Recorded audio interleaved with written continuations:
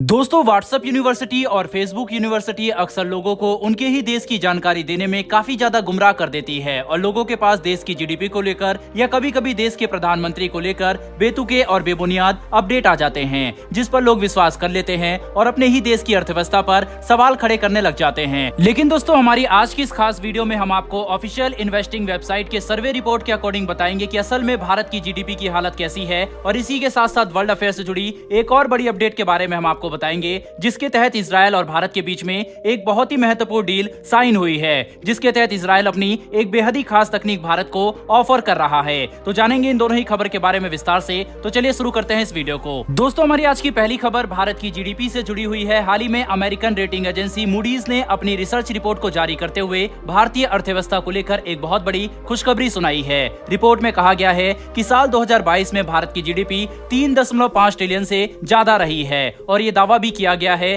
कि आने वाले 5 सालों में G20 में मौजूद सभी देशों में सबसे तेज गति से आगे बढ़ने वाली अर्थव्यवस्था भारत की होगी। लेकिन खुशखबरी सुनाने के साथ साथ मूडीज ने अपनी रिपोर्ट में भारत को आगे मिलने वाली चुनौतियों के बारे में भी जिक्र किया है। मूडीज का कहना है कि ब्यूरोक्रेसी के लेट लतीफे वाले रवैये का खामियाजा भारत की अर्थव्यवस्था को उठाना पड़ सकता है। इस रवैये से ब्यूरोक्रेसी की कुछ नाकामियों के बारे में उन्होंने बताया है, जैसे कि लाइसेंस हासिल करने में देरी, कारोबार शुरू करने की परमिशन, रेस्पॉन्स में डिले और प्रोजेक्ट की शुरुआत में देरी। इन सभी दिक्कतों के चलते फॉरेन इन्वेस्टमेंट में अड़चने पैदा हो सकती है, जिससे फॉरेन डायरेक्ट इन्वेस्टमेंट एक डिजायर्ड डेस्टिनेशन के तौर पर भारत के आकर्षण को कम करेगा। अगर भारत ने अपने ब्यूरोक्रेसी को लेट लतीफी को वक्त रहते ठीक नहीं किया तो आने वाले वक्त में फॉरेन इन्वेस्टमेंट को लेकर भारी नुकसान उठाना पड़ सकता है। डिसीजन मेकिंग प्रोसेस में शामिल भारत के टॉप ब्यूरोक्रेट्स इस इन्वेस्टमेंट के सेक्टर में उनके कॉम्पिटिटिव डेवलपिंग कंट्रीज जैसे कि इंडोनेशिया और वियतनाम के मुकाबले एक एफडीआई डेस्टिनेशन के तौर पर भारत के अट्रैक्शन को घटा रहे हैं। हालांकि रिपोर्ट में यह भी कहा गया है कि भारत की एक बड़ी यंग एंड एजुकेटेड वर्कफोर्स, छोटे परिवारों की बढ़ती संख्या और अर्बनाइजेशन की वजह से आने वाले वक्त में सीमेंट और न्यू कार्स के लिए मांग बढ़ेगी। इसके अलावा इंफ्रास्ट्रक्चर सेक्टर पर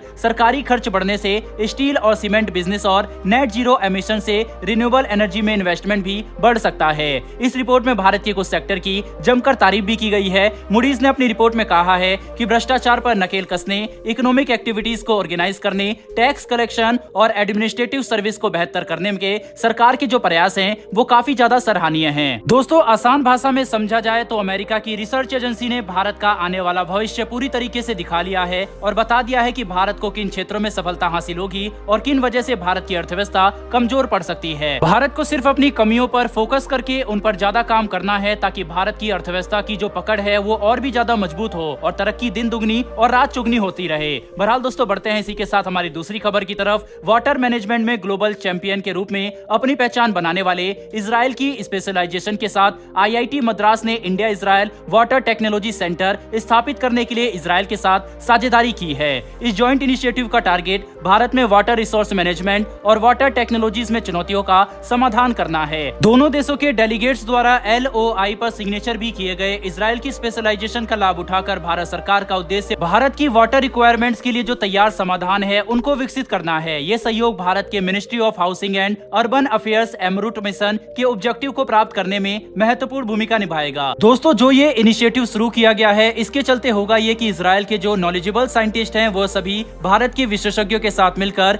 कई सारे मुद्दों पर डिस्कशन करेंगे, काउंसलिंग करेंगे, और इजराइल खासतौर से भारत का जो वाटर मैनेजमेंट सिस्टम है और जो जियोग्राफी है उसको देखते हुए नए नए आइडिया पिच करेगा, अपनी टेक्नोलॉजी सजेस्ट करेगा, कुछ नई तरह का आइडिया दोनों देश मिलकर सोचेंगे, जिससे भारत की centre drinking water sewerage management and intervention के नए क्षेत्रों की खोज में नए नए तरह के एडवांस टेक्नोलॉजी को लाया जा सके। भारत अपने हर क्षेत्र में काफी बारीकी से काम कर रहा है। भारत की दोस्ती दुनिया के उन सभी देशों के साथ काफी मजबूत है जो किसी न किसी सेक्टर में महारत हासिल कर चुके हैं, और इजराइल उन्हीं में से एक है। इसीलिए भारत इजराइल के साथ अपनी दोस्ती का भरपूर फायदा उठाकर अपने देश को लगातार डेवलप करने के लिए हर मुमकिन कोशिश कर रहा है। दोस्तों भारत और इजराइल की इस दोस्ती के लिए कमेंट बॉक्स में एक जय हिंद तो बनता है। साथ ही हमारी आने वाली डेली ऐसी वीडियो के लिए हमारे अकाउंट को जरूर फॉलो करें। फिर मिलेंगे ऐसी एक नई वीडियो के साथ। धन्यवाद। जय हिंद।